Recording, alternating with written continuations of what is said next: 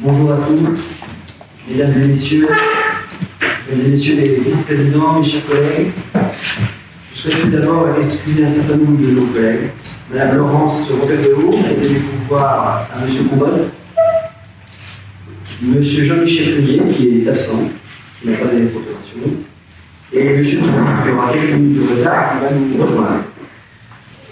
Nous aurions pu nous retrouver avec un grand plaisir après ces dernières semaines de confinement imposées par la crise sanitaire. Mais malheureusement, je ne peux me complètement me réjouir. D'abord, parce que le président de la République l'a rappelé lors de son intervention le 14 juillet, la situation de pandémie n'est pas derrière nous. Plus que jamais, nous devons être attentifs et soucieux de soi et de l'autre. Vous l'avez remarqué, cette séance a été organisée pour que les gestes barrières soient strictement respectés. Il ne faut pas céder à la facilité et, j'ose le dire, à l'arrogance.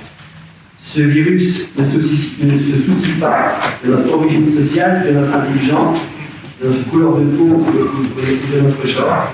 Il est calculé parce que nous avons collectivement appliqué des règles strictes que les collectivités locales ont très souvent palliées à l'insuffisance de l'État en matière de masques et de gants de protection. Le nombre de morts que nous avons eu en Marne, en France et dans le monde, doit nous rappeler cette épidémie n'est pas finie et nous devons tout faire pour nous protéger, nous et nos proches. Le port du masque obligatoire dans les espaces fermés est une bonne décision. À titre personnel, je regrette qu'elle n'ait pas été prise avant, tant j'ai pu voir n'importe quoi se faire, récemment d'ailleurs. Le message de prévention que je viens d'avoir va se transformer en une tristesse. Et surtout, c'est cela qui altère le plaisir de vous retrouver. Paul Flammarion nous a quittés le 2 juin dernier.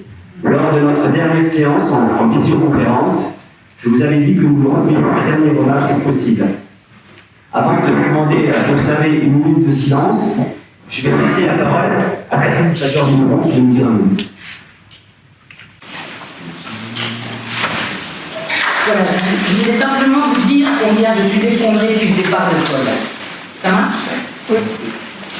Mon Paul, comme je l'appelais, car j'avais pour lui une grande affection, un respect immense et une reconnaissance éternelle. Grâce à lui, je suis ici avec vous dans cette maison qu'il aimait tant. Paul, c'était un homme bien, loyal, avec de vraies valeurs, et qui a toujours œuvré pour les autres. Mais la vie continue. Alors avec Patrick, que Paul avait choisi comme remplaçant, nous allons continuer le chemin. Et aujourd'hui, il n'y a plus de binôme du canton 3 de Chaumont, mais un trinôme du canton 3 de Chaumont, car Paul sera toujours avec nous. Merci pour tout, mon Paul, je t'embrasse. Merci, je vous voulez le salut.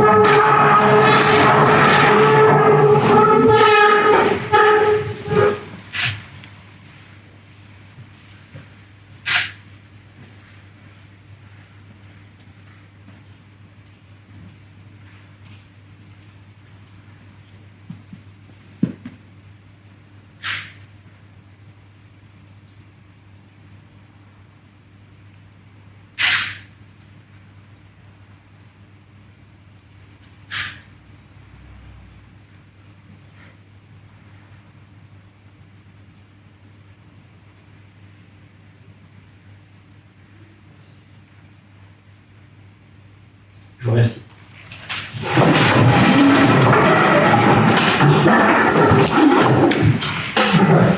Merci à Catherine pour ces mots. Son décès justifie à lui seul ou presque la tenue de cette séance plénière, puisqu'il faut assurer son remplacement. Nous avons déjà commencé en accueillant son suppléant, M. Patrick Viard, le 26 juin dernier. Je vous proposerai de voter son intégration en commission permanente. Je rappelle que c'est un choix majeur d'avoir tous les membres du conseil départemental en commission permanente. C'est pour moi une question de transparence de la vie démocratique et politique, de ne pas la réserver à quelques-uns. Je serai toujours le garant de cet esprit, qui assure également les droits de l'opposition. Nous procéderons également à l'élection d'un nouveau vice-président en charge du sport, de la culture et du monde associatif. Afin de laisser la possibilité à chacun de se présenter, nous suspendrons la séance plénière pendant 1 heure. Et nous débuterons immédiatement l'ordre du jour de la commission permanente afin de revenir à ce rapport de plénière. Ainsi, nous ne perdrons pas de temps et nous respecterons scrupuleusement les règles du Code général des collectivités territoriales. Une commission permanente particulière, riche et diverse, qui montre la capacité du conseil départemental de la Haute-Marne à s'emparer de tous les sujets, parfois même à la limite de ses compétences, mais pour le bien de nos territoires. Rien ne nous oblige à accompagner, par exemple, les associations dans le recrutement des salariés formés. C'est pourtant ce que nous faisons avec près de 50 000 € de subventions en direct vers ces structures. Il en va de même pour le soutien au pôle d'équilibre territorial et global du Pays d'Ambre, le PETR, dans le cadre de son programme d'investissement. Nous sommes aux côtés de sa politique touristique et nous le serons à l'avenir également, notamment sur le projet de la Cité de l'avenir. Le tourisme, justement, il en est question partout en France après le confinement qui a mis à genoux notre économie. De nombreux hôtels, restaurants, gîtes rencontrent de graves difficultés. Nous les avons aidés en participant avec la région au Fonds Résistance. À ce jour, ce sont près de 42 soutiens qui ont été accordés pour un montant total de plus de 500 000 €. Mais nous ne pouvons pas nous arrêter là. Comme je vous l'avais dit le 26 juin, nous allons aussi injecter directement dans notre économie locale 150 000 € à travers une subvention supplémentaire à la Maison départementale du tourisme qui a mis en place un système de concours qui permet à tout le monde de gagner des séjours, des entrées illimitées chez les acteurs du tourisme, mais également dans le musée. C'est un signal fort de soutien envoyé au monde économique qui en a plus que jamais besoin. On dit souvent que les départements ne sont pas des acteurs de l'économie. Mais quand nous lançons des chantiers d'Amex, de Saint-Dizier, des centres d'exploitation de Rimeaucourt, de Bourg-Sainte-Marie, on est bien dans de l'économie par la relance. Je crois que ce n'est pas une question de rôle ou de compétence. C'est un devoir pour le département de poursuivre ces chantiers qui amènent de l'activité et de l'emploi. C'est comme je le dis souvent, la théorie du ruissellement, à la différence de beaucoup qui signent des chartes et des protocoles, qui font de grandes déclarations aux professionnels du bâtiment. Nous, ici, au conseil départemental, nous tenons nos engagements. Nous sommes le premier investisseur public du département. C'est ce que j'ai réaffirmé encore hier soir, hier après-midi, aux professionnels du bâtiment, les paroles et les actes. En parlant d'engagement, nous aurons à nous prononcer très officiellement sur celui que nous avions pris l'an dernier devant les endroits et plus généralement devant tout le département, tout le sud du département. Je veux parler du futur collège de Langres. Les élections sont passées et ont rendu leur verdict. Madame la cardinal, notre collègue, est la nouvelle maire. Je lui ai dit à plusieurs reprises, je n'irai pas contre la volonté du premier édile de la commune, d'autant plus quand elle peut bloquer le transport. Dans le rapport, vous trouverez tout le cheminement et les frais engagés. Ce qu'il reste à faire est le calendrier. Je vais vous demander à nouveau de vous prononcer sur ce projet. Ensuite, Madame Cardinal, comme je lui ai dit il y a quelques jours à mon bureau, je vous écrirai pour vous demander si vous maintenez votre opposition et si oui ou non vous signerez le permis en cas de poursuite du projet. J'allais dire des projets parce que c'est un marché global de performance, le collège, la caserne des pompiers et indirectement la nouvelle gendarmerie si l'État le souhaite. Je vous le dis donc ici solennellement, je n'ai pas demandé. Si vous rejetez cette proposition, il va falloir assumer le fait qu'il n'y aura pas de collège, pas de caserne, au moins pendant ce mandat. Nous n'avons pas mis 2 ans pour en arriver là, et il n'y a toujours pas eu, nous avons mis 2 ans pour en arriver là, et aujourd'hui il n'y a toujours pas eu de premier coup de pioche, on reparlera tout à l'heure du calendrier. Ce sont près de 40 millions d'euros qui ne seront pas injectés à Langres et sur ce territoire. Les professionnels du bâtiment apprécieront. Ce n'est pas une menace, c'est une réalité. Tout est sur la table. Nous n'avons pas besoin d'attendre une hypothétique décision de la région. Nous pouvons justifier le fait que nous sommes à la limite des règles d'hygiène et de sécurité dans les 2 collèges actuels, parce qu'il y a cet avancement et cette volonté politique. Je vous le demande, ne lâchez pas la croix pour Londres. Cela fait 20 ans que les élus de votre ville jouent à Mme Bovary en espérant toujours mieux, sans succès. 20 ans que Langres est pénalisé par son inaction.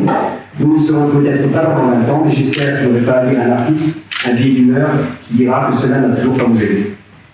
Je vous rassure, il y a des sujets moins graves dans cette commission permanente, mais qui font écho à mes propos précédents quand je parlais d'engagement. Lors de mon élection, à la tête de cette belle collectivité, je vous avais promis de mettre en place un médiateur du département. Cela n'existait pas chez nous, je suis fier qu'après de longues réflexions, nous parvenions à en installer un. Le rôle est simple, fluidifier la relation entre l'usager et nos services en cas de différend avant le recours au tribunal. C'est un droit supplémentaire accordé à la population. Cela va dans le sens d'une collectivité plus à l'écoute et plus transparente que nous mettons en place depuis plusieurs mois maintenant. Évidemment, je vous indiquerai son identité tout à l'heure et je pense que cela vous rassurera sur son indépendance et sa connaissance de notre institution. La transparence, C'est encore ce que je vais vous proposer de voter en évoquant la question des modalités de calcul de répartition de notre fonds départemental de péréquation de la taxe professionnelle. Jusqu'à présent, les critères retenus n'étaient pas tout à fait objectifs et c'est pourtant une obligation du Code général des impôts. Surtout, nous avions pris l'habitude de lier l'utilisation de ce fonds à des projets d'investissement. Cela pénalisait les collectivités les plus défavorisées qui ne pouvaient se lancer dans des opérations de travaux. Avec le système proposé, c'est donc plus de 530 000 € qui iront directement dans les caisses des communes et des EPCI pour abonder leur budget de fonctionnement sans préconisation d'utilisation de notre part. Je voudrais évoquer avec vous également un rapport qui me tient à cœur, celui qui concerne la régie rurale du plateau de Vaillant et la ligne de transport solidaire qu'elle veut renforcer en lien avec le syndicat mixte des transports du Pays de l'Inde. Je me suis rendu dernièrement sur place avec mes collègues, et Maître Signy et Jean-Michel Rabier. Ils m'ont fait partager leur développement qui est exemplaire et leur façon de fonctionner avec des personnes étrangères, françaises, toutes éloignées du travail. Il est certain que si on devait créer une telle structure demain, on ne choisirait sans doute pas Vaillant, car la question de la mobilité est au cœur des difficultés qu'ils rencontrent. Mais c'est la vitalité et la richesse de ce territoire et notre rôle d'accompagner une telle initiative, c'est même notre raison d'exister. Enfin, vous avez devant vous un dossier sur table qui concerne le déploiement du 90 km/h dans notre département. Seconde et dernière phase, 18 routes qui sont complémentaires de ce qui avait été voté l'an dernier et des décisions de nos voisins. 700 km de routes au total qui seront proposées. Et si vous avez accepté le principe, à la commission départementale de sécurité routière, qui se réunira le lundi prochain, en préfecture. Sans surprise, l'État va s'y opposer en se basant sur le rapport du comité des experts de l'été dernier. Cela ne changera rien puisque nous pourrons pas suivre. Permettez-moi enfin de vous faire partager une petite réflexion. On le dit souvent, que quelques minutes gagnées ne valent rien. Quand on est en milieu rural, sans métropole ou très grosse agglomération, ça change pourtant beaucoup de choses. Je me suis livré un petit calcul. Vous travaillez à la zone de Valmy, au nord de Dijon, et vous cherchez une maison à acheter. Vous avez un critère essentiel, ne pas être à plus de 30 minutes de votre activité. Avec la route départementale 974, à 90 km/h, ce critère vous permet d'habiter le Moussejonais-Brossé. La même route à 80 km/h pour rester en Côte-d'Or. Cet exemple est un élément de plus qui me convainc que cette décision de passer la vitesse à 80 km/h était une mesure technocratique, hors sol et purement citadine. C'est sur cette question d'attractivité du territoire qui se trouve souvent dans des choix, des situations aussi imperceptibles que cela que je veux terminer pour vous. Nous avons des atouts exceptionnels, des villes et des villages, des forêts incroyables, et des initiatives formidables partout que nous devons valoriser. Avec notre campagne de notoriété, nous sommes dans le vrai. Il faut y croire, peut-être encore plus que les autres. Nous y croyons quand nous allons chercher les pépites de notre territoire avec les idées inspirées, dont la deuxième édition vient d'être lancée. Nous y croyons quand nous disons que la Covid a redonné du lustre au bien-être, loin des villes, loin des grandes villes. Il faut se battre, ensemble, et faisons-le comme Cyrano de Bergerac, le héros des non-Rostand, avec la hache. Je vous remercie de votre attention.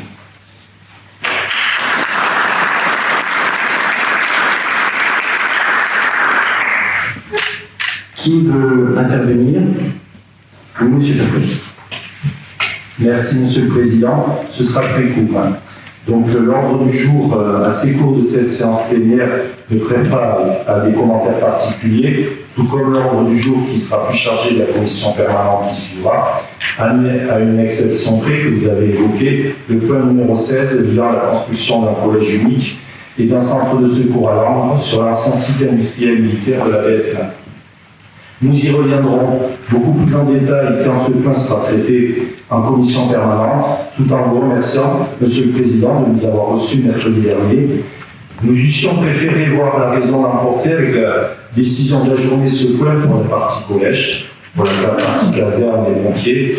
Nous avons toujours été favorables au projet. Je vous remercie, Monsieur le Président. Merci, Monsieur Chapès. Pas d'autres demandes d'intervention. Je vous propose donc de prendre le rapport numéro 1. Il s'agit de la composition de la commission